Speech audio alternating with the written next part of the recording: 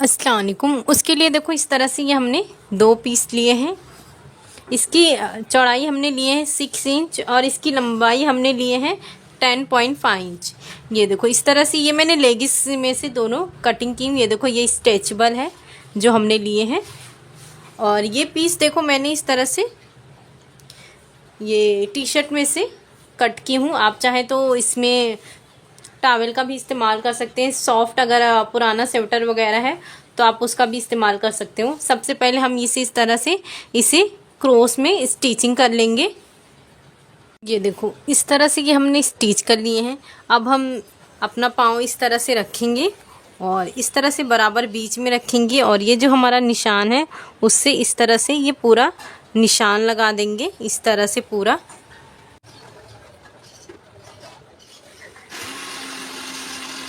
ये देखो ये हमने निशान बना लिए हैं।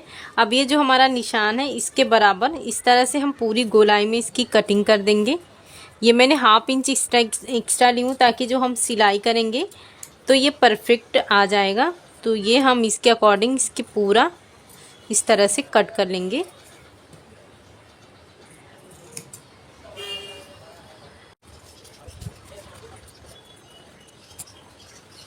तो इस तरह से ये हमारी कटिंग हो गई है। अब हम जो दूसरा वाला पीस लेंगे वो हमारी इस तरह से लंबाई वाला लेंगे। देखो ये 10 इंच है और ऊपर की गोलाई हम ये वाला हिस्सा इस तरह से रखकर यहाँ से लेंगे। ये थोड़ा सा लूज़ लेंगे ताकि जो फिटिंग में ज़्यादा फिटिंग ना आए। तो इस तरह से ये हम 8 इंच का लेंगे। तो ये देखो ये मैंने ये 2 पीस ली हूँ इस तरह से। ये देखें सेम है। सबसे पहले ये देखो मैं इसकी गोलाई और लंबाई दोनों बता देती हूँ।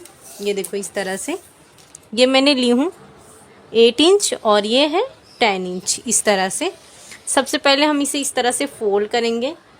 ये देखो इस तरह से ये हमने फोल्ड कर दिए हैं। यहाँ से 6 इंच पे इस तरह से निशान लगाएंगे।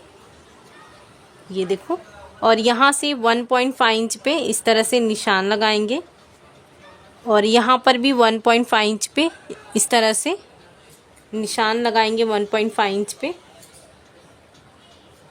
अब इसकी हम कटिंग करेंगे। ये हमने फोल्ड किए हैं और ये हमारा 10 है और ये मेरा 8 इंच का है।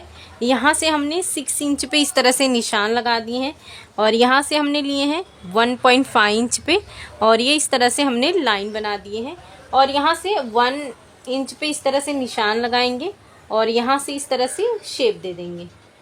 ये देखिए अब ये जो हमने निशान लगाए हैं इसके अकॉर्डिंग अब हम इस तरह से इसकी कटिंग करेंगे। ये देखो ये हमारी कटिंग हो चुकी है इस तरह से और दूसरी भी हम इस तरह से ये हम कटिंग करेंगे।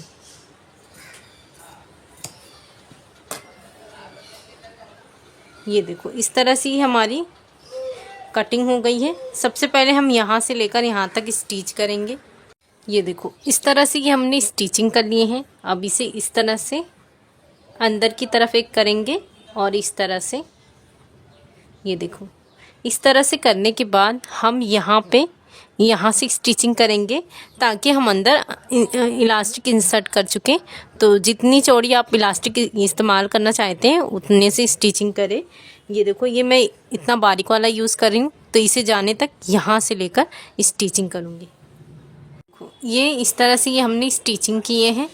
अब ये देखो ये हमने इलास्टिक लिए हैं। इसका मेजरमेंट देखो मैंने ली हूँ 8.5 इंच। ये देखें इस तरह से ये हमने लिए 8.5 इंच। देखो मैं इसकी मदद से इसके अंदर इलास्टिक इंसर्ट कर रही हूँ। आप चाहें तो आप सेफ्टी पिन की मदद से भी कर सकते हैं। ये देखो इस तरह से यहाँ से इस तरह से रखने के बाद यहाँ से निकाल लेंगे। हमने इसके अंदर इंसर्ट कर चुके हैं। अब इसे इस तरह से रखेंगे। यहाँ से इसे बराबर से यहाँ से लेकर यहाँ तक स्टिच करेंगे। इस तरह से ये हमने स्टिचिंग कर लिए हैं। अब इसे बराबर करेंगे इस तरह से। इसे बराबर रखने के बाद यहाँ पे इस तरह से एक निशान लगा देंगे। अब हम जो स्टिच किए हैं ये देखो इस तरह से यहाँ पे रखेंगे और यहाँ से इसे यहाँ से इस तरह से बराबर करके ये पूरी स्टिचिंग करेंगे। देखो इस तरह से हमने पूरी गोलाई में इसकी स्टिच कर लिए हैं। अब इस तरह से इसको सीधा करेंगे। ये देखो इस तरह से इसे ये बराबर करेंगे जिस तरह से ये हमारा शेप है। ये देखें इस तरह से बहुत ही परफेक्ट ये हमारा बन के रेडी हुआ है। ये देखो ये नीचे की तरफ है, ये ऊपर से इस तरह से, इसी तरह से हमने ये देखें इस तरह से ये हमने दूसरा पीस भी रेडी कर लिए हैं। ये देखें, तो आप इसे ज़रूर बनाएं इस सर्दियों में। शुक्रिया, अल्लाह हाफिज़।